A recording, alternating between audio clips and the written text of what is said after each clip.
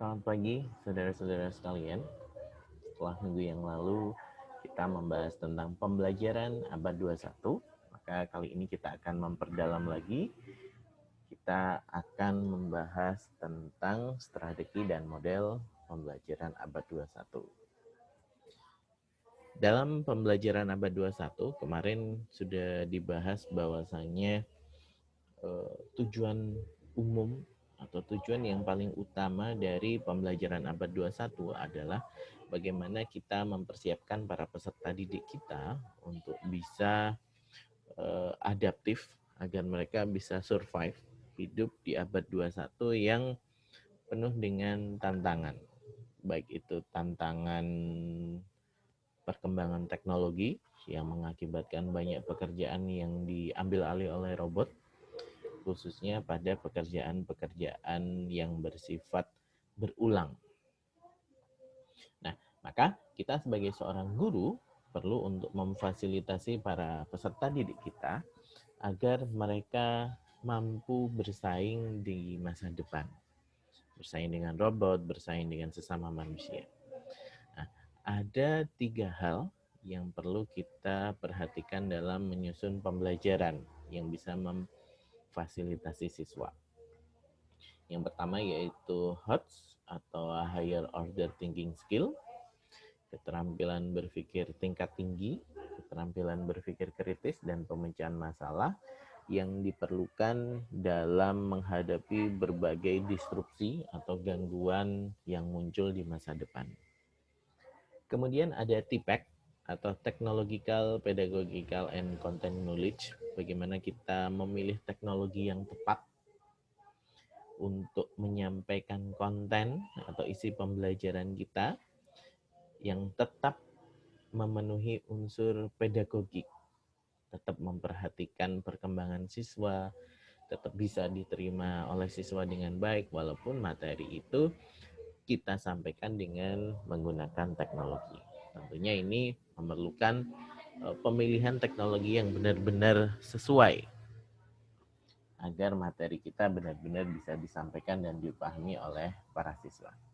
Kemudian ada STEM, Science, Technology, Engineering, and Mathematics. Jadi ini adalah bidang-bidang pekerjaan yang masih akan banyak muncul di masa depan.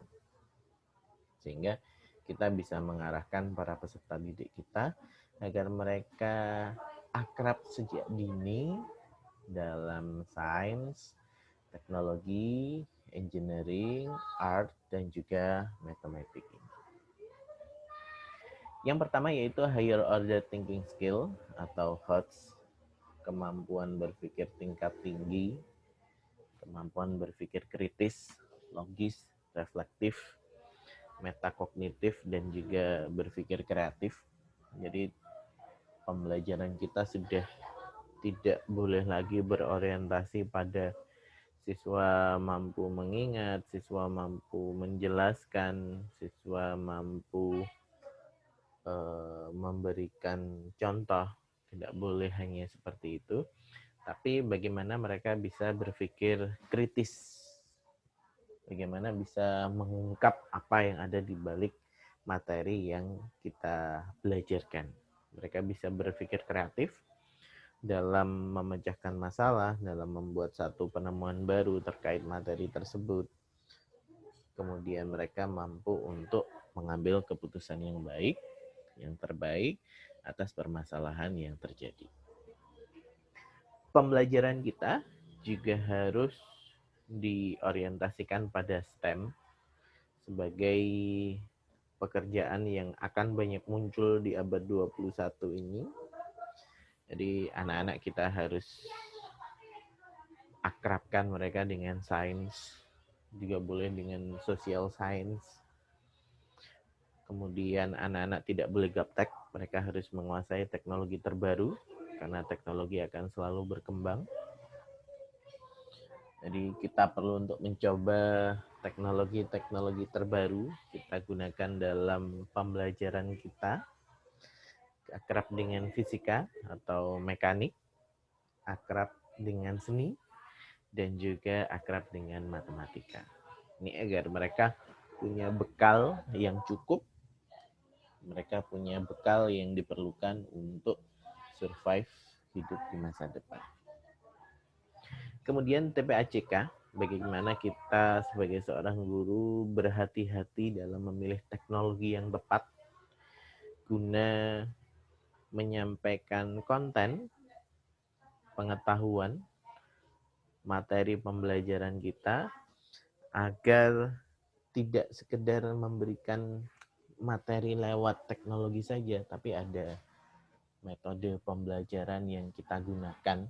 Jadi walaupun pakai teknologi, tapi tetap ada unsur konstruktivitasnya, ada unsur pembelajaran berbasis proyek, ada unsur siswa yang harus aktif sebagai student center.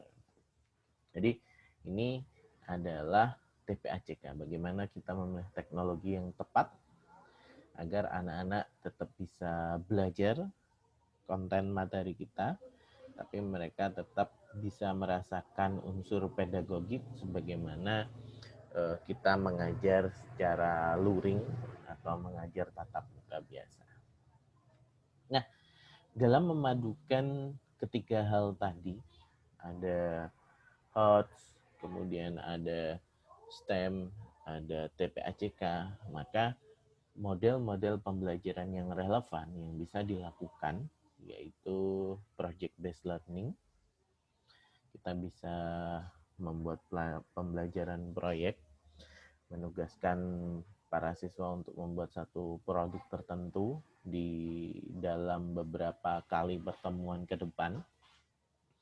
Ada problem based learning, bagaimana anak-anak akan menyelesaikan suatu permasalahan terhadap materi yang kita berikan. Kemudian ada experiential learning, bagaimana anak-anak belajar dari pengalaman, menggunakan pengalaman sebagai media belajar. Ada juga blended learning, bagaimana kita memadukan pembelajaran online dengan pembelajaran tatap muka. Misalkan blended learning seperti flipped classroom, materinya kita berikan dulu sebelum pelajaran dimulai, 1 hari sebelumnya misalkan. Kemudian saat jam pelajaran di kelas, kita tinggal diskusi, kita tinggal memecahkan masalah, kita tinggal mengerjakan tugas-tugas yang bisa kita berikan karena materinya sudah disampaikan lebih dulu sebelum jam pelajaran dimulai. Atau bisa juga dengan online learning full, bagaimana kita memberikan tugas kepada siswa agar mereka bisa belajar secara mandiri, mengatur pembelajarannya sendiri melalui media online yang sudah kita siapkan. Baik itu berupa video, berupa teks yang ada di Spada misalnya, atau kuis-kuis pengetahuan tugas yang ada di Kahoot atau di Edmodo, atau kalau kalian pernah ikut kelas prakerja gitu, ada kelas-kelas seperti itu yang disebut dengan online learning. Nah, ini adalah kegiatan-kegiatan yang kita bisa pilih secara online maupun offline ataupun blended yang bisa meningkatkan keterampilan berpikir tingkat tinggi, STEM, dan juga TPACK. Nah, dalam menyusun pembelajaran, maka kita perlu untuk memperhatikan hal ini. Jadi, dalam penyusunan pembelajaran ada 3 hal inti yang harus kita perhatikan, yaitu tujuan pembelajaran, strategi pembelajaran yang kita pilih, dan juga evaluasi pembelajarannya. Jadi ini saling berkaitan dan kita bisa susun secara dekat seperti ini agar tidak lepas. Jadi kalau di pertemuan sebelumnya kita sudah bahas tentang KI atau KD, kompetensi inti dan kompetensi dasar. Kompetensi apa saja yang harus dikuasai oleh para siswa, tujuan pembelajaran apa yang akan dipelajari, maka itu kita perlu rumuskan dengan kata kerja operasional. Kemudian kita buat kata kunci untuk eksplorasi. Nah, ini nanti kata kuncinya ini bisa kita pindah dalam strategi pembelajaran sehingga kita tahu strategi pembelajaran atau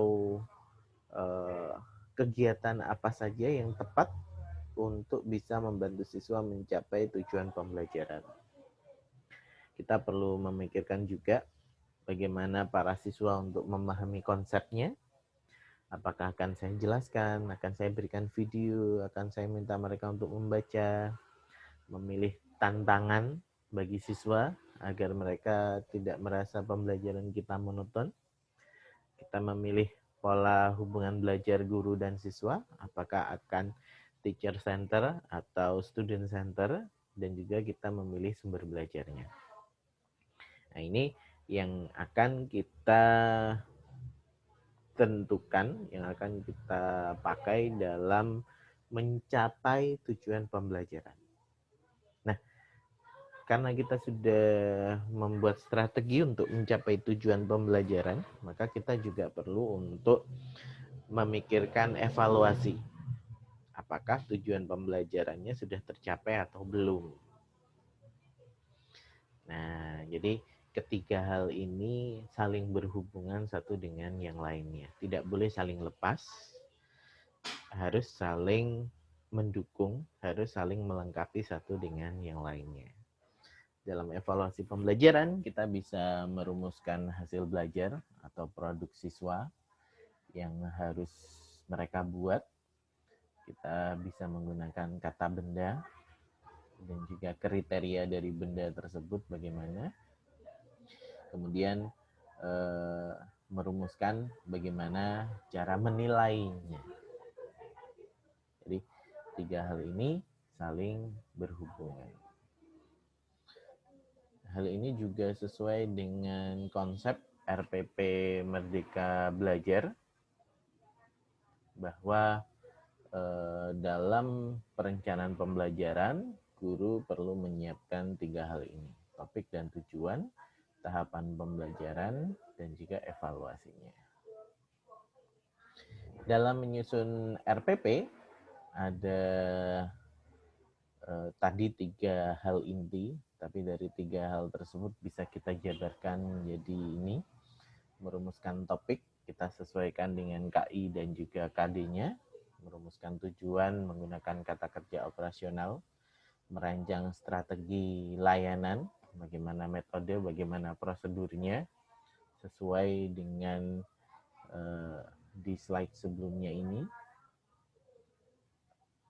Kemudian menentukan media untuk menunjang pembelajaran, bentuknya seperti apa, isinya seperti apa, merumuskan langkah-langkah pembelajaran secara singkat, dari deskripsi singkat untuk mencapai tujuan. Kemudian di akhir ada evaluasi dan refleksi, bagaimana teknik dan instrumen evaluasi yang akan kita gunakan. Ini adalah kata kerja operasional. Sebenarnya ada 6 kelompok, mulai dari C1, C2, C3, C4, C5, dan C6. Tapi yang masuk di kawasan HOTS itu hanya C4, C5, dan C6. Maka tujuan pembelajaran kita harus kita arahkan kepada hal-hal ini. Contoh, kita mau mengajarkan tentang huruf Jawa atau Hanacaraka.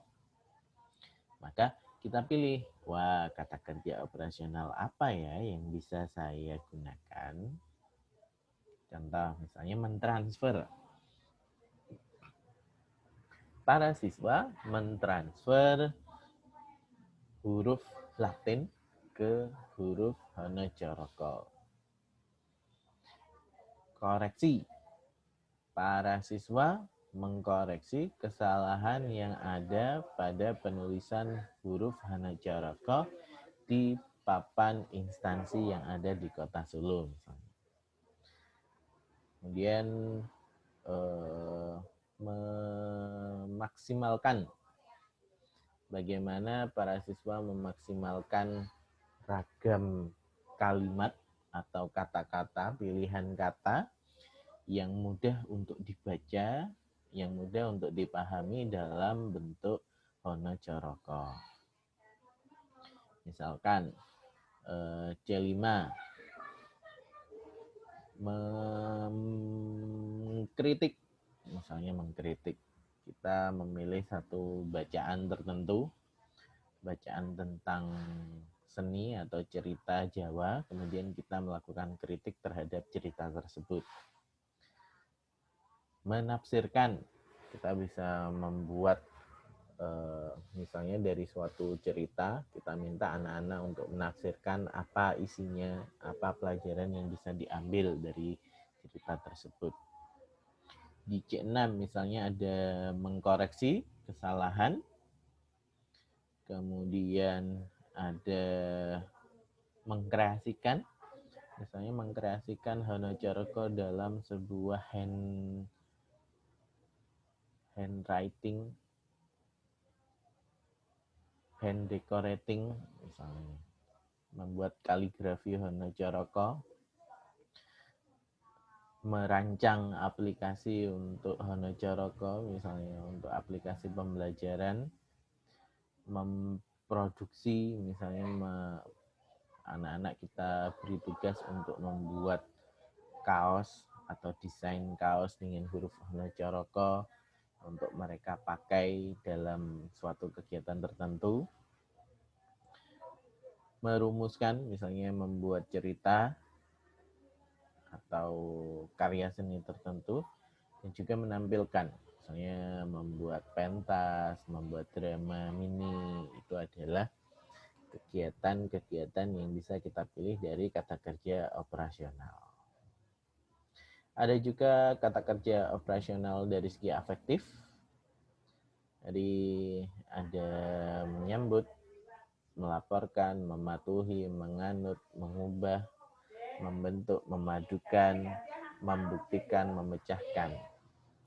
Ada kata kerja operasional psikomotor, perilaku, misalnya menyalin, mereplikasi, mengulangi, menggabungkan, mendemonstrasikan, melaksanakan, mengkalibrasi, mengalihkan, menggantikan, memutar, memproduksi, mengintegrasikan, merumuskan, mendesain, mengelola, dan menciptakan. Ini adalah kata kerja operasional yang bisa kita gunakan. Kita bisa memadukan ketiga kata kerja tersebut, misalnya untuk satu tema atau satu kompetensi terdiri dari 3 buah tujuan, ada satu kognitif, ada satu afektif, dan juga ada satu psikomotor. Nah, setelah kita merumuskan tujuan, maka kita perlu untuk memilih metode atau rumusan aktivitas yang tepat dalam mencapai tujuan pembelajaran yang sudah kita terapkan. Misalnya, kalau tujuannya menganalisis, dapat diwujudkan dalam aktivitas membaca ilustrasi kasus, menonton film pendek dengan diskusi kelompok, membahas isu-isu kasus dengan panduan pertanyaan yang sudah disiapkan oleh guru. Kalau tujuannya misalnya memprakarsai, bisa diwujudkan dalam aktivitas menulis ide atau gagasan yang sesuai dengan topik. Kalau tujuannya merumuskan proyek dan rencana yang akan dilaksanakan, jika tujuannya adalah menganalisis, memprakarsai, dan merumuskan proyek, maka guru bisa menggunakan model problem based learning. Jadi pemilihan model atau strateginya perlu kita pilih sesuai dengan tujuan yang ingin kita capai. Baik, itu yang bisa saya sampaikan. Jika ada pertanyaan, silahkan disampaikan di grup.